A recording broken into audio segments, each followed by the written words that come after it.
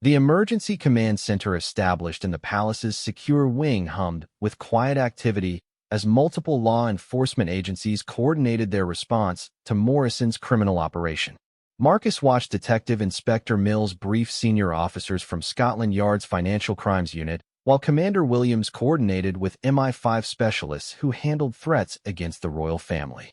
Princess Catherine sat at the center of the controlled chaos, answering detailed questions about every interaction with Morrison while investigators built a comprehensive picture of the money laundering scheme.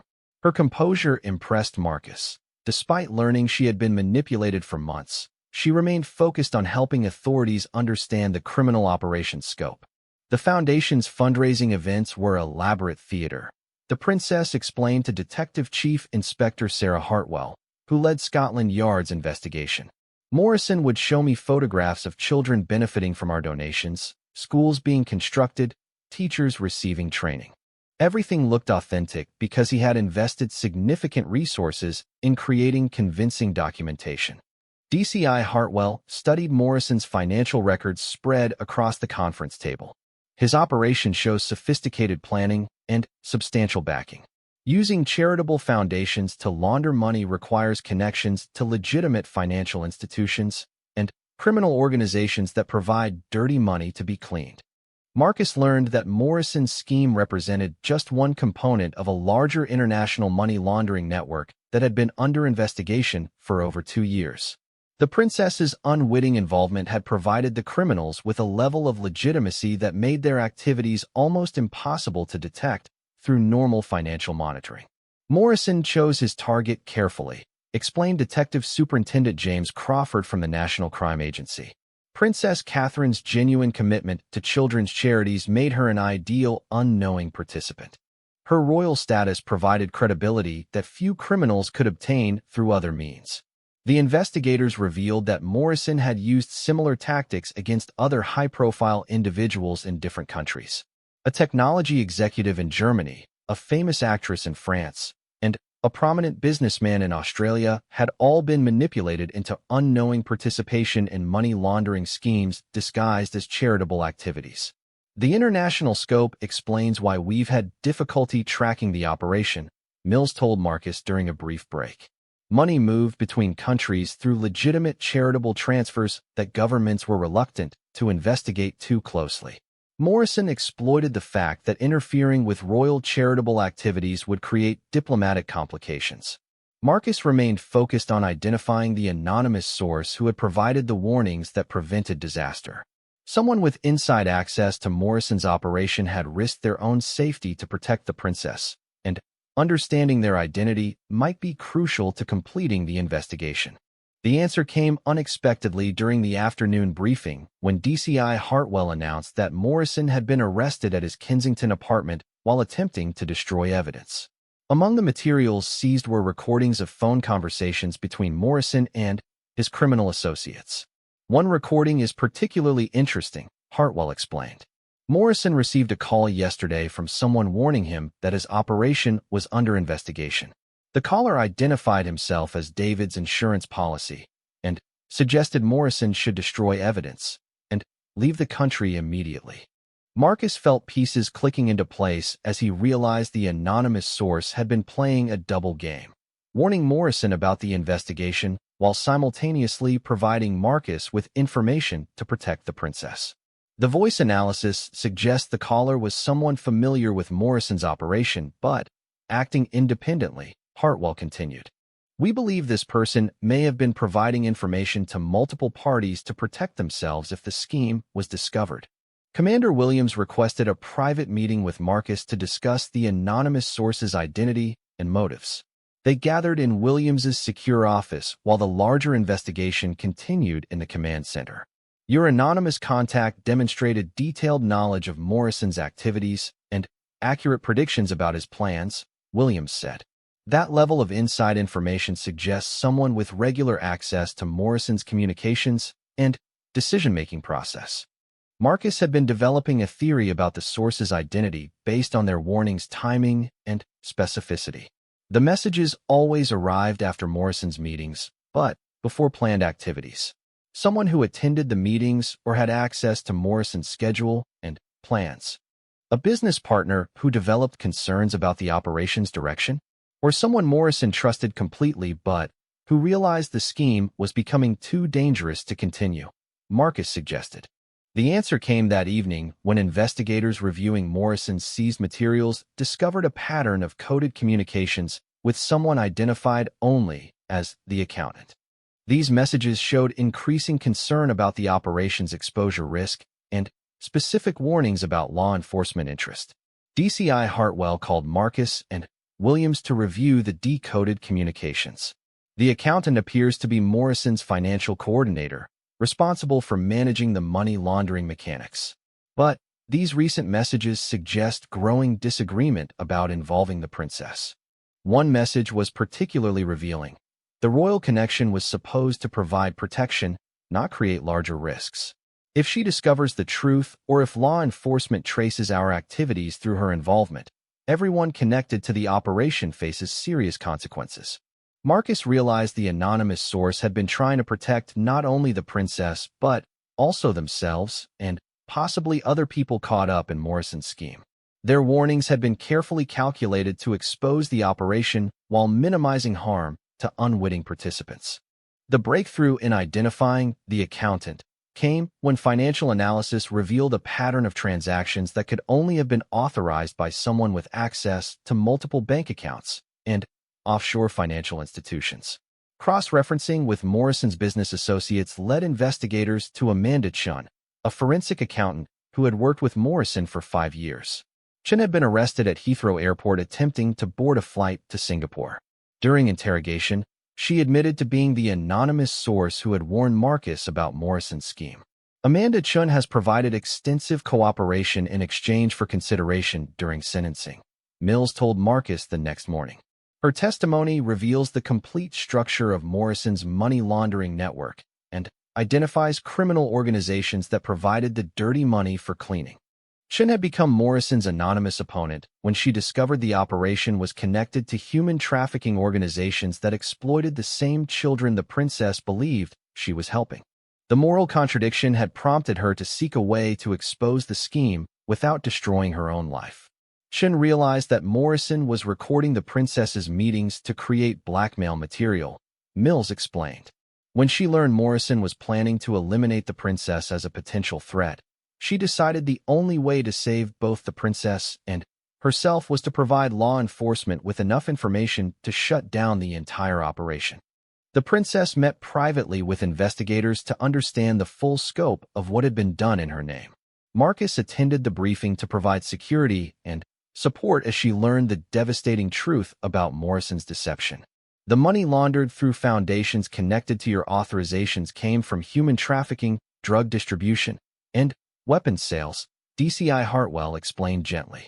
Morrison specifically sought your involvement because he knew your genuine concern for children would prevent you from asking difficult questions about funding sources. Princess Catherine absorbed this information with visible distress, but remained focused on understanding how her involvement could be used to bring justice to the criminals involved. Amanda Chun's cooperation has provided evidence linking Morrison to criminal organizations in 6 countries, Hartwell continued. Your testimony about how you were manipulated will be crucial to prosecuting not only Morrison, but also the criminals who provided money for laundering. The legal proceedings would require the princess to testify about her deception publicly, potentially damaging her reputation despite her innocent involvement. Marcus watched her struggle with the personal consequences of doing the right thing. Will my testimony be sufficient to convict the people responsible for the crimes that funded Morrison's operation? She asked. Combined with Chun's evidence and the financial records we've recovered, yes. Your testimony provides the final piece needed to demonstrate how the money laundering scheme operated and why legitimate charitable activities were used as cover. Princess Catherine made her decision with characteristic grace. Then, I'll testify fully and completely, regardless of the personal consequences. The people harmed by the crimes that funded Morrison's operation deserve justice more than I deserve protection from embarrassment. Marcus felt enormous pride in the princess's courage as she chose duty over self-preservation. Her willingness to expose her own deception would help bring justice to criminals who had exploited charitable activities to hide serious crimes. The investigation's resolution took several months as law enforcement agencies in multiple countries coordinated arrests and evidence gathering. Morrison ultimately pled guilty to money laundering, fraud, and conspiracy charges in exchange for cooperation in identifying his criminal associates. Amanda Chun received a reduced sentence for her cooperation and her role in exposing the operation before it could cause greater harm.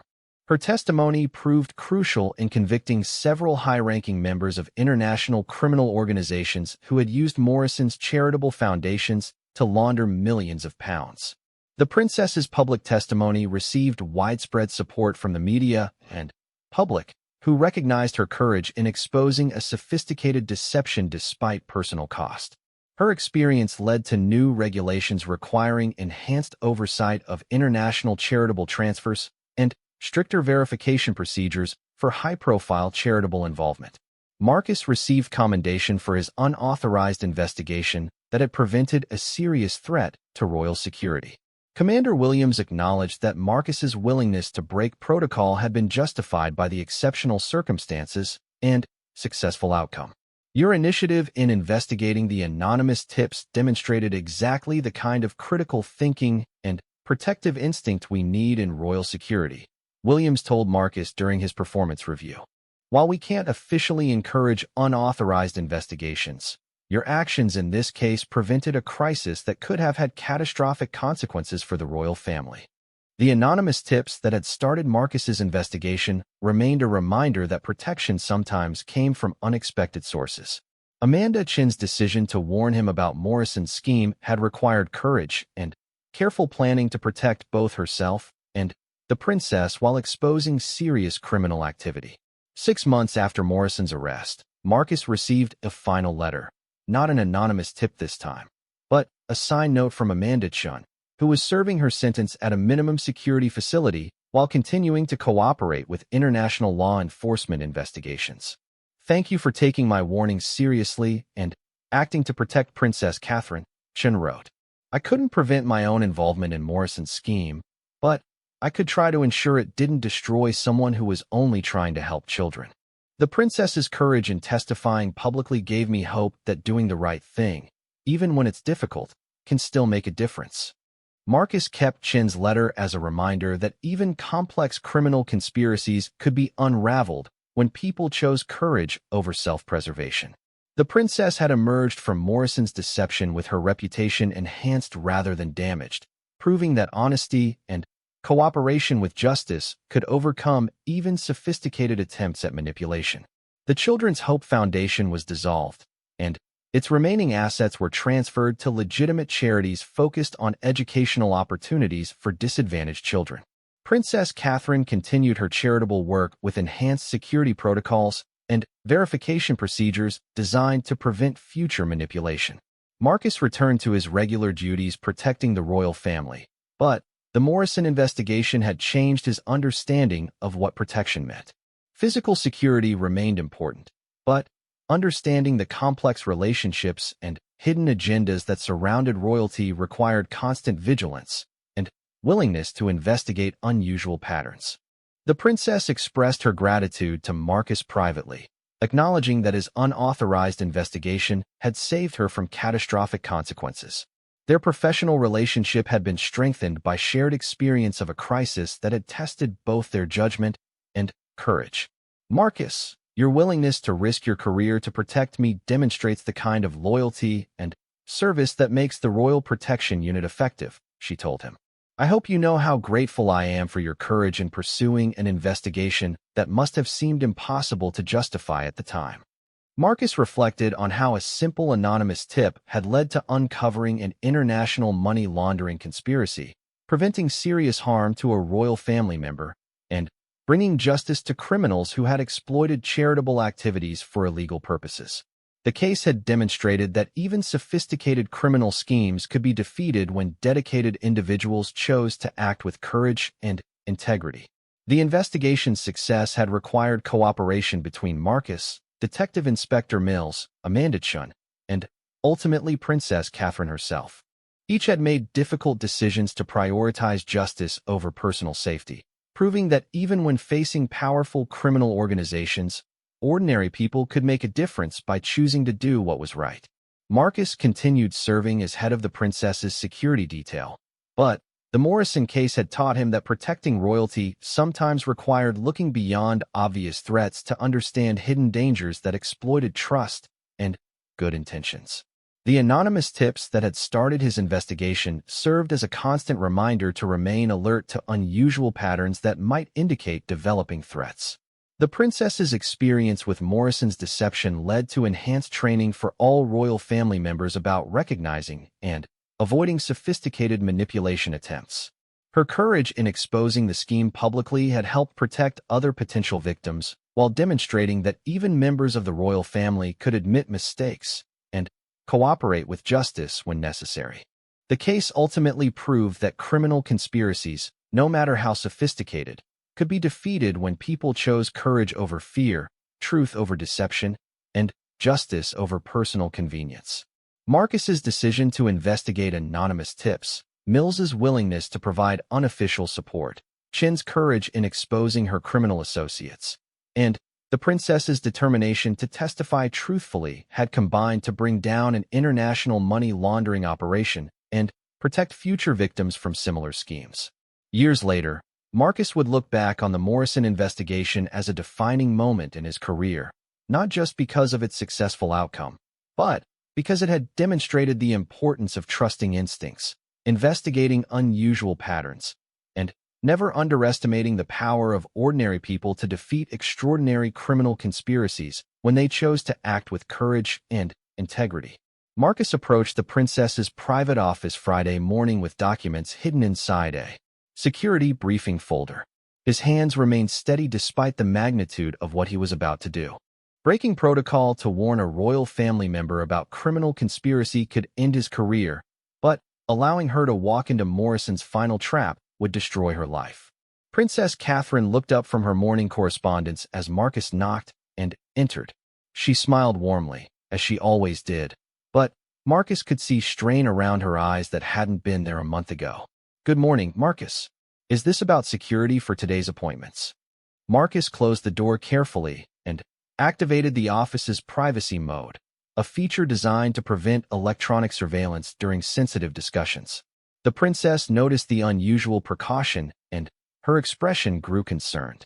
"Your Highness, I need to share information about activities that may put you in serious danger. I apologize for the breach of protocol, but time is running out to protect you from people who are using your good intentions for criminal purposes." The princess set down her pen and gave Marcus her full attention.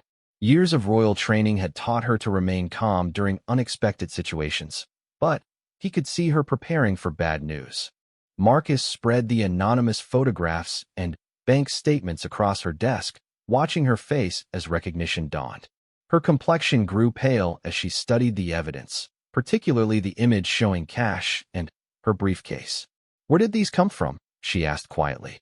"Someone has been sending me warnings about your involvement with the Children's Hope Foundation and David Morrison. They claim you're being manipulated into money laundering without understanding the true nature of the activities." The princess was silent for a long time, studying each document carefully. When she finally looked up, her eyes were filled with a mixture of anger and fear. "How long have you known about this?" "The first warning arrived 10 days ago. I've been investigating quietly because the evidence suggested you were in danger, but didn't realize it. Today's meeting with Morrison, it's a trap. According to my source, he has enough evidence to frame you as a willing participant in money laundering if you try to withdraw from whatever arrangement you've made." The princess stood and walked to the window overlooking the palace gardens. Marcus could see her hands shaking slightly as she processed the implications of what he had told her. "David Morrison approached me 8 months ago through mutual friends who vouched for his charitable work. The Children's Hope Foundation was struggling to fund educational programs for disadvantaged children in developing countries. He offered to help establish funding networks that could multiply our impact." She turned back toward Marcus, her royal composure cracking slightly. "I thought I was helping children get access to education. Morrison showed me photographs of schools being built, students receiving scholarships, teachers being trained. It all seemed legitimate and desperately needed. Marcus felt anger building as he understood how completely the princess had been deceived. Morrison had exploited her genuine desire to help children, using her compassion as a weapon against her. What exactly did they ask you to do? Marcus asked gently. The princess returned to her desk and sat down heavily. Initially, just attend fundraising events and lend my name to the cause. But, gradually, Morrison explained that international banking regulations made it difficult to transfer funds to developing countries efficiently. He needed someone with diplomatic status to facilitate certain transactions. The briefcase meetings? I've been carrying documentation and authorization letters to various financial institutions. Morrison explained that my royal status helped expedite approvals for charitable transfers that might otherwise be delayed by bureaucratic red tape. Marcus realized how carefully Morrison had constructed the deception. Every request would have seemed reasonable in isolation, building gradually to more serious involvement without triggering the princess's suspicions. Your Highness, those weren't charitable transfers. The bank statements show money being moved through shell companies and offshore accounts designed to hide criminal activities. You've been unknowingly signing authorizations for money laundering operations. The princess closed her eyes as the full impact hit her. How much money are we talking about? Marcus consulted the copied bank statements. Based on what I can trace, at least £15 million have moved through accounts connected to your authorizations. But that's probably just a fraction of the total operation. £15 million, she repeated quietly. And none of it went to help children. According to my source, Morrison has been recording your meetings as insurance. If you try to expose the fraud or withdraw from the arrangement, he'll release edited recordings that make you appear to be a willing participant who knew exactly what was happening. The princess's royal training finally failed her, and she put her head in her hands. Marcus had never seen a member of the royal family display such vulnerability, and it reinforced his determination to protect her from Morrison's scheme. There's more, Marcus said gently.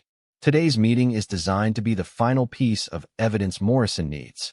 After today, you'll be completely compromised and unable to escape without destroying your reputation and potentially facing criminal charges. The princess looked up with determination, replacing the despair in her eyes. Then, we don't attend today's meeting. It's not that simple. Morrison will interpret any sudden change in behavior as a sign that you've discovered his deception. If he feels threatened, he might release whatever evidence he has immediately. Marcus had spent the previous evening considering their options, and none of them offered easy solutions. Morrison held too much evidence and had too much experience manipulating people to be handled through direct confrontation. What do you recommend? The princess asked. We need to understand exactly what evidence Morrison has and identify who else is involved in the operation. My source suggests this goes beyond simple fraud. There may be connections to serious criminal organizations that use charitable foundations to launder money. The princess was quiet for several minutes, and Marcus could see her analyzing the situation with the same careful thought she brought to diplomatic challenges. If I attend today's meeting as scheduled, could you position yourself to gather intelligence about their operation? Marcus considered the proposal. It would be extremely dangerous for both of us. If Morrison suspects surveillance, he might accelerate his timeline or take more direct action to protect himself. But if we don't gather more information, I remain trapped in a situation that will only get worse with time. Marcus realized the princess was right. Morrison's scheme depended on gradually increasing her involvement until escape became impossible. Waiting wouldn't improve their position, and the anonymous source had clearly indicated today was critical. I could attempt surveillance of the building, but I would need backup I can trust completely. This operation is too sophisticated to handle alone. The princess nodded slowly. What about your contact in the Metropolitan Police? Detective Inspector Mills. She specializes in financial crimes and might be able to coordinate official support if we can provide enough evidence to justify an investigation. Then, we proceed carefully, the princess decided. I'll attend the meeting as scheduled to avoid raising Morrison's suspicions. You coordinate with Detective Inspector Mills to establish surveillance and gather evidence. But, Marcus, if the situation becomes too dangerous, I want you to prioritize everyone's safety over protecting my reputation." Marcus appreciated her courage, but he had no intention of abandoning his duty to protect her. "Your Highness, there's something else you should know. Someone has been providing me with inside information about Morrison's activities. They clearly have access to detailed intelligence about the operation. Do you know who it is?" "Not yet, but their warnings have been accurate and specific enough to suggest they're either involved in the operation or have access to someone who is. When this is over, we'll need to understand their motives and decide whether they can be trusted." The princess spent the next hour reviewing her interactions with Morrison, trying to identify details that might help investigators understand the scope of his activities. Marcus contacted Detective Inspector Mills and arranged an emergency meeting to brief her on the situation. Mills listened to Marcus's explanation with growing concern. When he finished, she was quiet for a long time before responding. "This is exactly the kind of sophisticated money laundering operation we've been tracking for months. Using a royal family member as an unknowing participant adds a level of protection that makes the scheme almost untouchable through normal law enforcement channels. Can you provide surveillance support for today's meeting?" Marcus asked. "Officially, no. An investigation involving royalty requires authorization from levels far above my authority. Unofficially, I can position myself to observe and document activities that might support a future investigation." Mills paused, considering the implications of what she was agreeing to do. "Marcus, you understand this could end both our careers if we're wrong about Morrison's activities. And it could end the princess's life or freedom if we're right, but do nothing to help her." Mills nodded grimly. "Then, we proceed carefully. I'll coordinate with financial crime specialists who can analyze any evidence we gather today. But, Marcus, if this operation is connected to the criminal organizations we suspect, everyone involved is in serious physical danger." Marcus returned to the palace with a plan that felt inadequate but represented their best chance of protecting the princess while gathering evidence against Morrison. The anonymous source had provided the initial warnings, but the investigation's success now depended on coordination between Marcus, Mills, and law enforcement specialists working without official authorization. The princess spent the afternoon preparing for what she now understood might be her final meeting with Morrison. She reviewed every document she had signed, every authorization she had provided, trying to understand how her genuine desire to help children had been turned into a weapon against her. Marcus coordinated with Mills to establish surveillance positions around Morrison's building in Canary Wharf. They would document everyone who entered or left the meeting, record vehicle license plates, and attempt to intercept any electronic communications that might reveal the operation's scope. An hour before the princess was scheduled to leave for her meeting, Marcus received a final envelope from the anonymous source. This message contained more photocopied financial documents and a handwritten note that chilled him to the bone. "Morrison knows you've been investigating. He's moved up the timeline. Today's meeting will include people who specialize in making problems disappear permanently. The princess is in immediate physical danger. Morrison has decided she knows too much to be trusted anymore." Marcus immediately called Mills to relay the warning, then rushed to find the princess. He found her in her office, gathering the briefcase and documents Morrison had requested for the meeting. "Your Highness, we need to cancel today's meeting immediately. My source warns that Morrison suspects investigation and may be planning to harm you physically." The princess looked up sharply. "Harm me how?" "The message suggests people with violent capabilities will be present at today's meeting. Morrison may have decided you're too dangerous to keep involved in the operation." Marcus could see the princess calculating options and risks with the analytical mind that made her effective in diplomatic situations. "If we cancel suddenly, Morrison will know we've discovered his deception. That might trigger immediate retaliation or release of compromising evidence. But if you attend a meeting where violence is planned, none of our contingency plans matter." The princess was quiet for a moment, then reached for her secure phone. "I'm calling Commander Williams. This situation has escalated beyond what we can handle through unofficial channels." Marcus felt relief and anxiety in equal measure.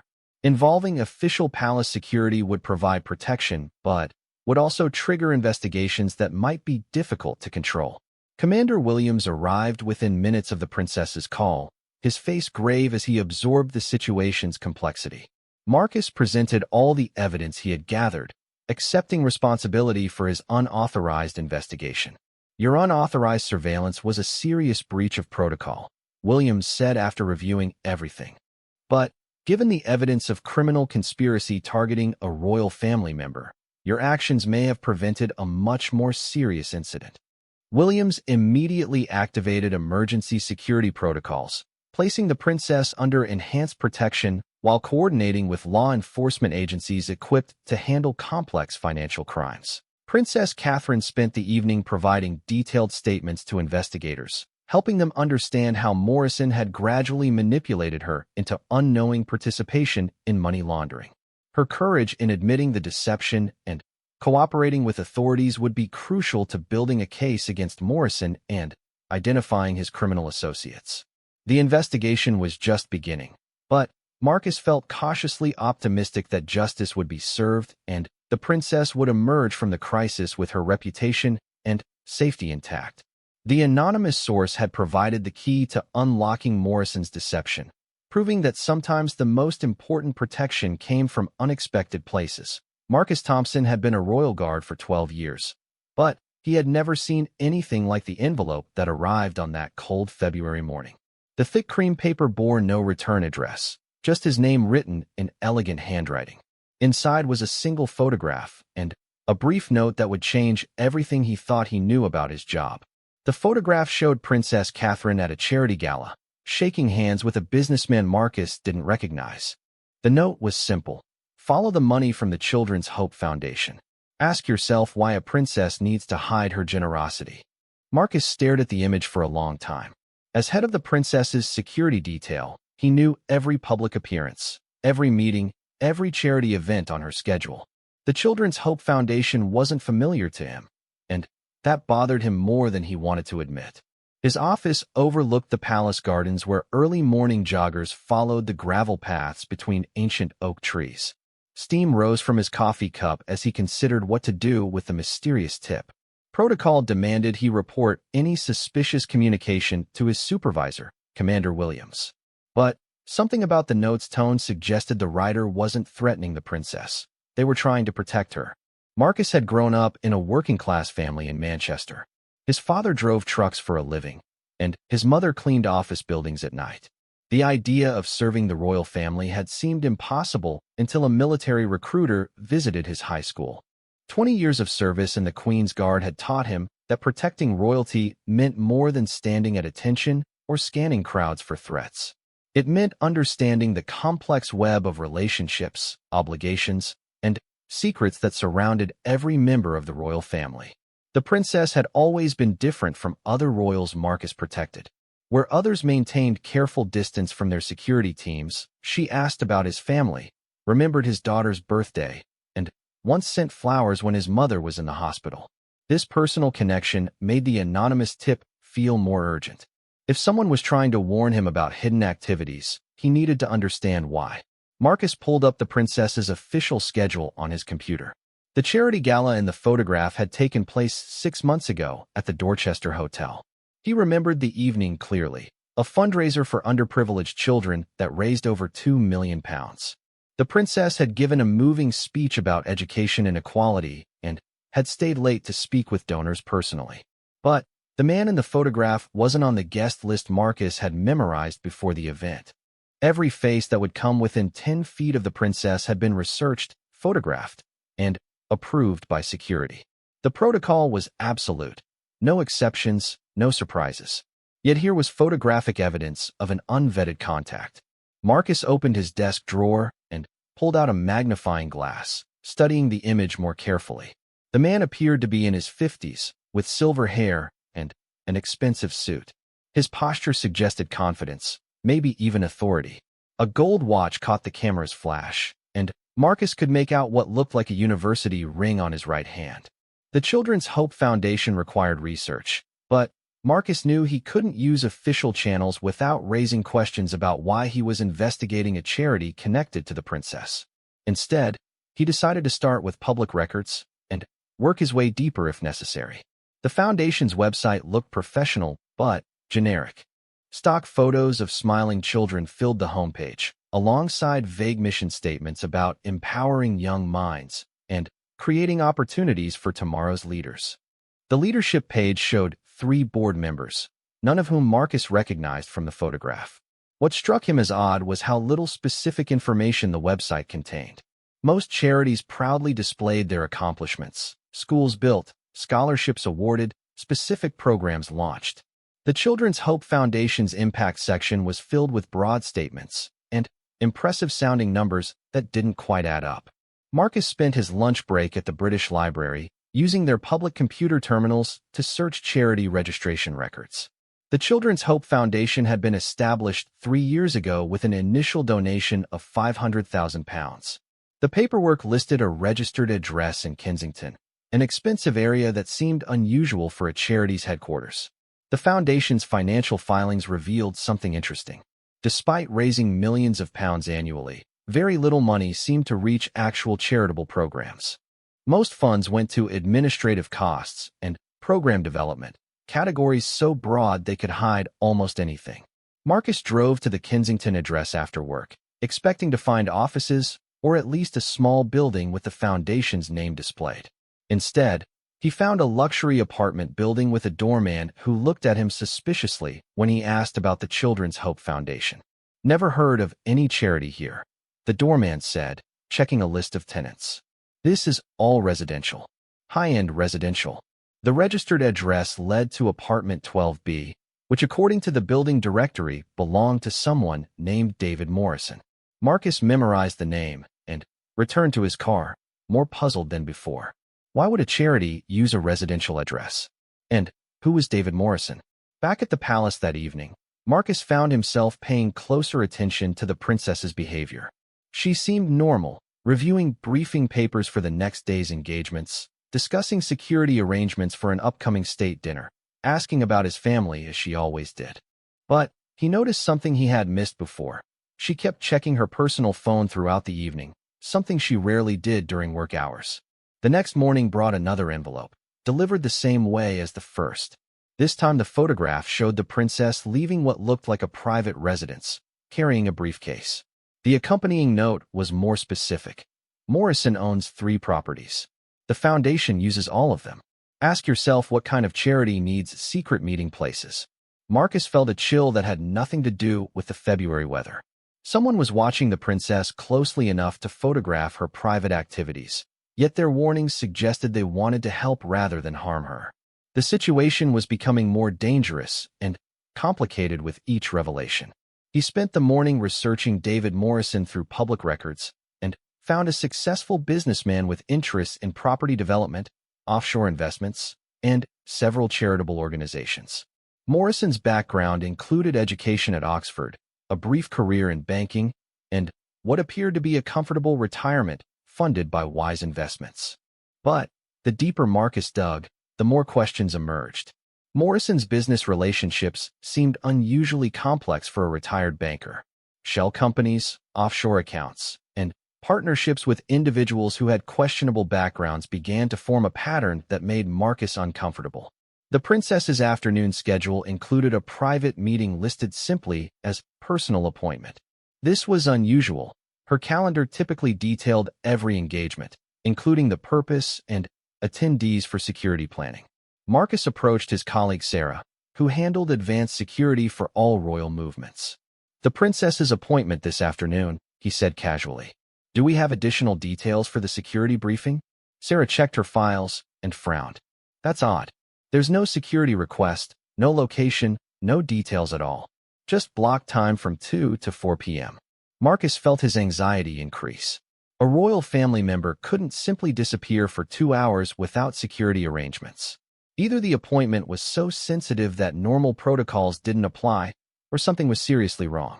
He decided to follow the princess discreetly when she left the palace that afternoon. She drove herself, which was already unusual. Royalty typically traveled with drivers and security escorts. Marcus maintained a careful distance as her car wound through London traffic toward an area he didn't recognize. The princess stopped at a modern office building in Canary Wharf, London's financial district. Marcus parked across the street and watched as she entered through a side entrance, still carrying the briefcase he had seen in the anonymous photograph. She moved with the confidence of someone familiar with the building, suggesting this wasn't her first visit. Marcus waited in his car for nearly 2 hours before the princess emerged, no longer carrying the briefcase. She looked around carefully before getting into her car, and for a moment Marcus thought she might have spotted him. But she drove away without incident, returning to the palace by a different route than she had taken to arrive. That evening, Marcus struggled with what he had witnessed. Following a member of the royal family without authorization was a serious breach of protocol that could end his career.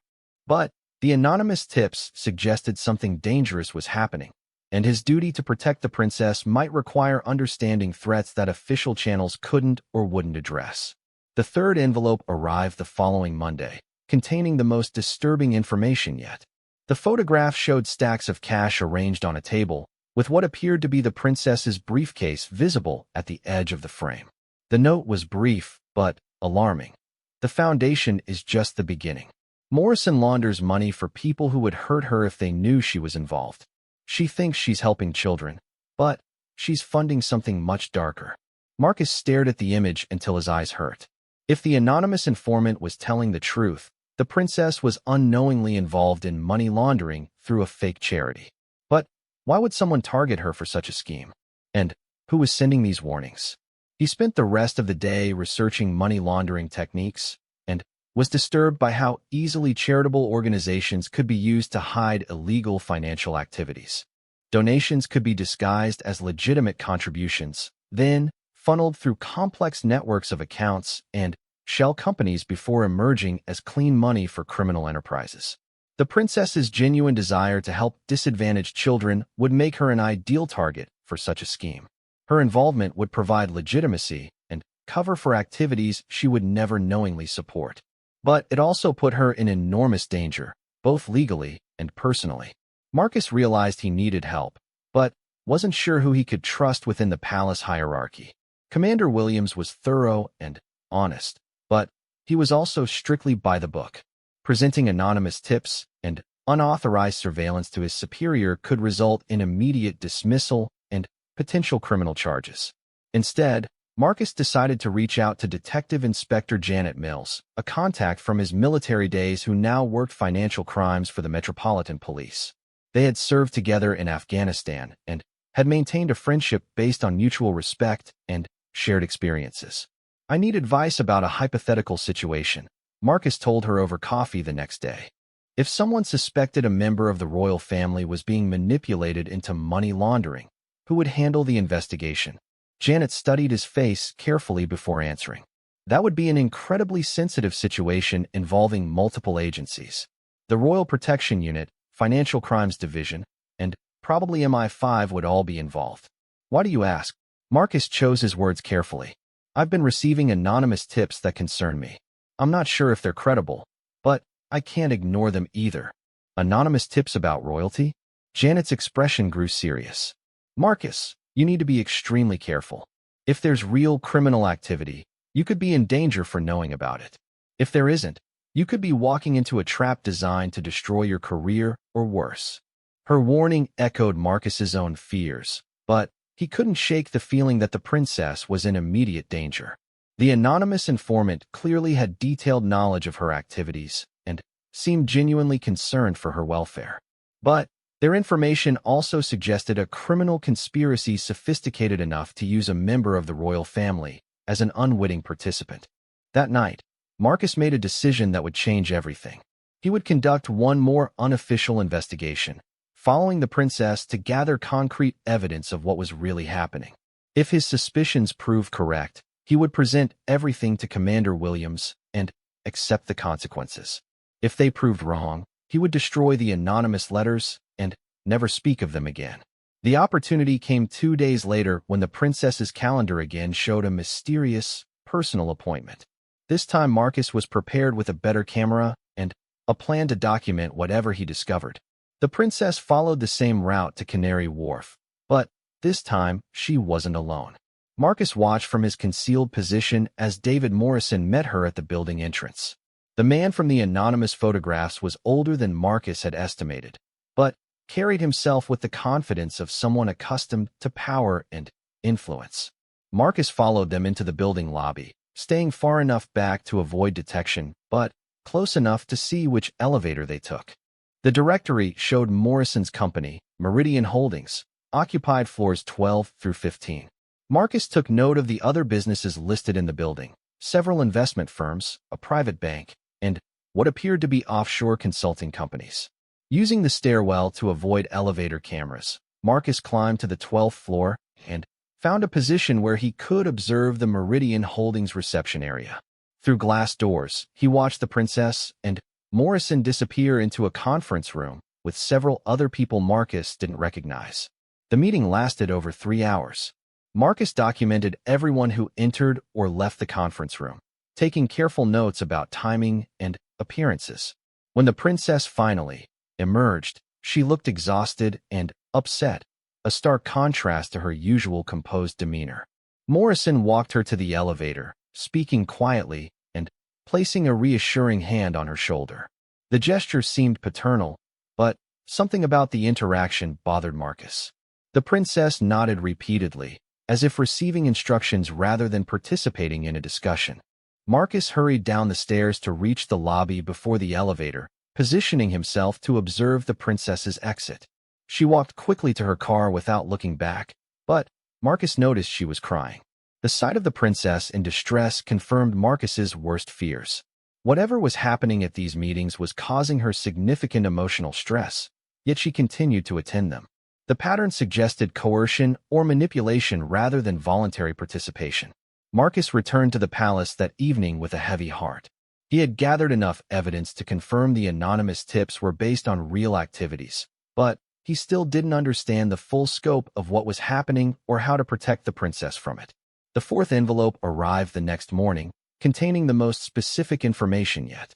Instead of photographs, it contained photocopied bank statements showing transfers between the Children's Hope Foundation and several offshore accounts. The amounts were staggering, millions of pounds moving through complex networks of transactions designed to obscure their origin and destination. The accompanying note was longer and more urgent than the previous messages. She scheduled for one more meeting on Friday.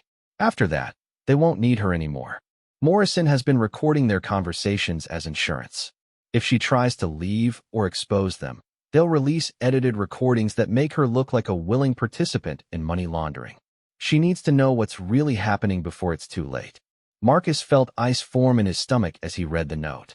The situation had escalated from simple fraud to blackmail and extortion. The princess was being set up as a scapegoat for criminal activities she didn't understand, and time was running out to save her. Friday's meeting would be the last piece of evidence Morrison needed to completely compromise the princess. Marcus realized he couldn't wait for official channels or worry about protocol anymore. The princess's life and reputation were in immediate danger, and he was the only person positioned to help her. Marcus spent Thursday night planning his approach. He would have to confront the princess directly with everything he had learned, risking his career and potentially his freedom to protect someone he had sworn to serve. The anonymous informant had provided the information, but Marcus would have to act on it alone. The weight of the decision kept him awake most of the night. By morning, he had made peace with the consequences of what he was about to do. Protecting the princess was worth any personal cost, and he would not let her walk into Morrison's trap without knowing the truth about what was waiting for her.